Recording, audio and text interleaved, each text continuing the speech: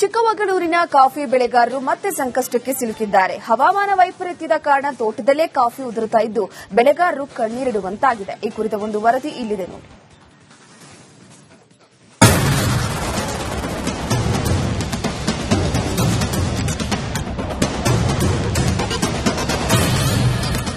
ಹವಾಮಾನ ವೈಪರೀತ್ಯ ಸಂಕಷ್ಟದಲ್ಲಿ ಕಾಫಿ ಬೆಳೆಗಾರರು.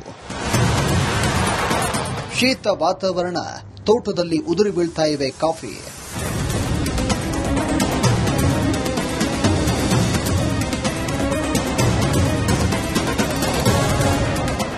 ಚಿಕ್ಕಮಗಳೂರು ಕಾಫಿ ನಾಡು ಅಂತಲೇ ಫೇಮಸ್.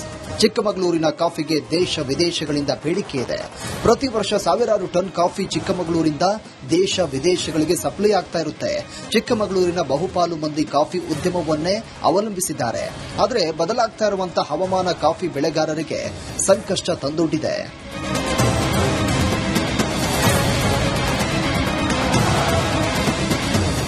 ಚಿಕ್ಕಮಗಳೂರಿನಲ್ಲಿ ಮಳೆಯಾದ್ರೂ ಕಷ್ಟ, ಮಳೆಯಾಗದಿದ್ರೂ ಕಷ್ಟ. ಹೆಚ್ಚು ಮಳೆಯಾದರೆ ಗುಡ್ಡ ಕುಸಿಯುವ ಆತಂಕ, ಕಡಿಮೆ ಮಳೆ ಆದರೆ ಕಾಫಿ ಬೆಳೆ ನಾಶದ ಭೀತಿ. ಕಳೆದ ಕೆಲ ವರ್ಷಗಳಲ್ಲಿ ಹವಾಮಾನ ಭಾರಿ ವೈಪರೀತ್ಯವಾಗಿದ್ದು ಪರಿಣಾಮ ಕಾಫಿ ಉದ್ಯಮ ನಂಬಿರುವವರು ಸಂಕಷ್ಟಕ್ಕೆ ಸಿಲುಕಿಕೊಂಡಿದ್ದಾರೆ. ಈ ಬಾರಿ ಚಿಕ್ಕಮಗಳೂರಲ್ಲಿ ಕಡಿಮೆ ಮಳೆಯಾಗಿದ್ದು ಶೀತ ಹೆಚ್ಚಿರುವಂತಹ ಕಾರಣ ಕಾಫಿ ಬೆಳೆ ಉದುರಿ ನೆಲ ಕಚ್ಚುತ್ತಿವೆ.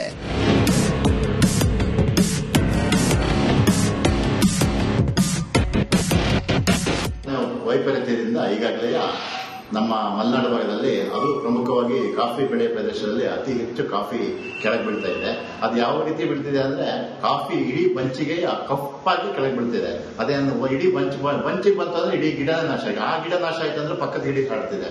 ಇದು ಹೇಗೆ ಅಂತ ಹೇಳಿದ್ರೆ ನಮ್ಮಲ್ಲಿ ಹವಾಮಾನ ವೈಪರೀತ್ಯ ಕೆಲ ಕಡೆ 15 ಇಂಚ್ ಮಳೆ ಬಿದ್ದಿದೆ. ಮೊನ್ನೆ ಕೆಲ ಕಡೆ ಮಳೆನೇ ಇಲ್ಲ.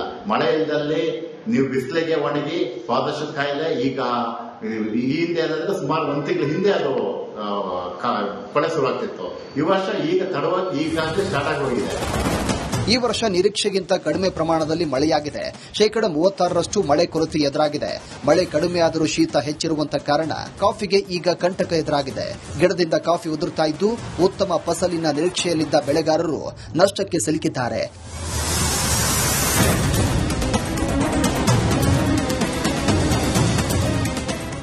ಇನ್ನು 3 ತಿಂಗಳ ಕಾಫಿ ಬೆಳೆ ಕುಯ್ಯೋ ಹೊತ್ತಿಗೆ ಕಾಫಿ ಏನೂ ಇರೋದಿಲ್ಲ. ಅದು ಅಲ್ಲದೆ ಕಳೆದ ಬಾರಿ ಕಾಫಿ ಬೆಳೆನೂ ಕಡಿಮೆ ಇತ್ತು. ಈ ಬಾರಿ ಸ್ವಲ್ಪ ಕಾಫಿ ಇದೆ ಅಂತ ಹೇಳಿದ್ರೆ ಜನ ನಿಟ್ಟುಸಿಬಿಟ್ಟಿದ್ರು. ಆದ್ರೆ ಈ ಕೊಳೆ ರೋಗದಿಂದ ಆ ನಿಟ್ಟುಸಿರು ಸಮೇತ ಈಗ ಜನಗಳಿಗೆ ತುಂಬಾ ನೋವಿನ ಸಂಗತಿಯಾಗಿದೆ. ಈ ವರ್ಷ ಪ್ರಮುಖವಾಗಿ ಎಲ್ಲ ಏನು ಬೆಳೆಗಾರರಿಗೆ ಈ ಬೆಲೆ ಏರಿಕೆಯಿಂದ ಅದರಲ್ಲೂ ಕಾರ್ಮಿಕರ ಒಂದು ವೇತನ ಹೆಚ್ಚಳದಿಂದ ಏನು ಸಮೇತ ಸಿಗ್ತಾ ಇಲ್ಲ.